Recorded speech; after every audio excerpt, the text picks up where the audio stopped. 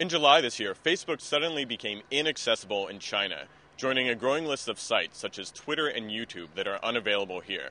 For those familiar with the internet workings of China, the reason for the downage was immediately clear. The site had become yet another casualty of the Great Firewall of China. Facebook had been censored.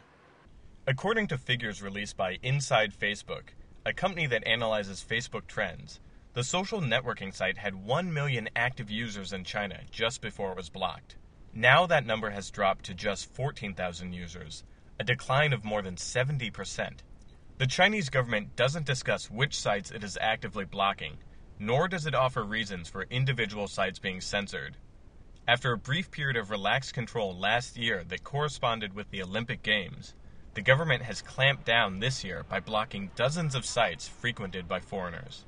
Analysts think that this increasing censorship is likely due to the fact that a number of sensitive dates, including the 20th anniversary of Tiananmen Square and the 60th anniversary of the founding of modern China, occur this year.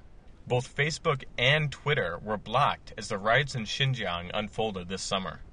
According to Jeremy Goldkorn, the founder and head writer of the prominent China-centric blog Danwei.org, which itself was blocked in July, the censorship of foreign websites became endemic this year. Half of the international internet, as used by ordinary users, doesn't work. Facebook's down, Twitter's down, YouTube's down, and has been, all those three for most of this year. The reasons for this increasing censorship remain elusive to many expats in China, including Jeremy. We don't really believe there's any reason for us to be blocked, but what can we do?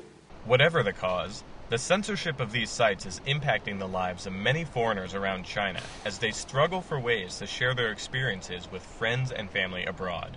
I feel slightly cut off from friends and family at home. I'm from England, and Facebook is one of my main ways of communication. It's kind of replaced my email at the moment and MSN. So I used to be a quite frequent email and MSN user, and now because of Facebook, that's my main source of communication. Last year, Facebook added Chinese to a list of available languages on the site in an attempt to snare some of the massive Chinese internet market. The tactics seemed to work, and for a while, the site was adding thousands of new users in China each month. This, of course, all came to an abrupt end when the site was unexpectedly blocked in July. Still, while the censorship of foreign networking sites might be upsetting to expats here, Chinese netizens have no shortage of social media sites from which to choose. I use Xiaonei, QQ, and MSN. Of course, Chinese sites aren't immune to censorship either. Many Chinese internet users practice self-censorship to avoid sites they frequent being shut down. Yet even this tactic doesn't always spare a site from being blocked. There were a bunch of Twitter-type websites in China. Quite a few of them were shut down in July, around the time of the Urumqi riots. And some of them may or may not come back. People trying to access blocked websites in China are given error messages indicating that either the connection to the server has been reset or the connection has timed out. If you try to type in Facebook.com, you'll get this. If you type YouTube, you'll get this. And if you type Twitter, you'll get, you guessed it, the very same page. Tech-savvy internet users around China are able to find innumerable ways to access censored sites, such as by using anonymous proxy servers. These users play a continuous game of cat and mouse with the Chinese government. Shortly after users find a way to break through the blockade, the Chinese government usually catches on and implements new censoring techniques. I went home for a few months during the summer, and when I came back, a lot of the proxy servers that I'd been using previously had been blocked.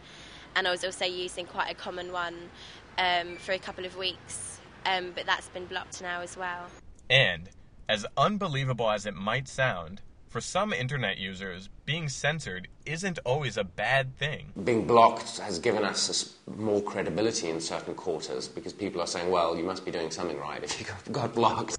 Others have found that the lack of computer-based social networking in China has actually given them more time to pursue other activities. I'm somewhat glad because it's freed up a lot of my time, because it does lead people to waste a lot of time, and I spend less time on the computer and more time outdoors. Whatever the outcome of such censorship, the Great Firewall of China doesn't look like it will crumble anytime soon. And for foreigners living in China, this means that they'll probably continue to be face-blocked for a long time. Zach Reff, BON.